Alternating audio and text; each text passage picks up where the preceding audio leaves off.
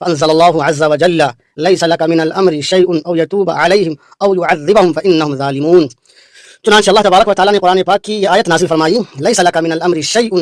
اور آپ کے اختیار میں کچھ بھی نہیں ہے، او یتوب علیہم، کہ اللہ تبارک و تعالیٰ ان کی توبہ کو قبول فرمائے، او یعذبہم، یا انہیں عذاب دے، فانہم ظالمون۔ روایت ایک متباع عن انس بن مالک رضی اللہ عنہ قال لما كان يوم احد كسرت رباعية رسول الله صلى الله عليه وسلم وشج فجعل الدم يسيل على وجهه وجعل يمسح الدم عن وجهه ويقول كيف يفلح قوم خضبوا وجه نبيهم بالدم وهو يدعوهم الى الله فانزل الله عز وجل ليس لك من الامر شيء او يتوب عليهم او يعذبهم فانهم ظالمون۔ حضرت انس بن مالک رضی اللہ تعالیٰ عنہ سے روایت، انہوں نے فرمایا کہ جنگ احد کے دن رسول اللہ صلی اللہ علیہ وسلم کے رباعی دانت کو توڑ دیا گیا اور آپ کے سر کو پھوڑ دیا گیا، آپ کے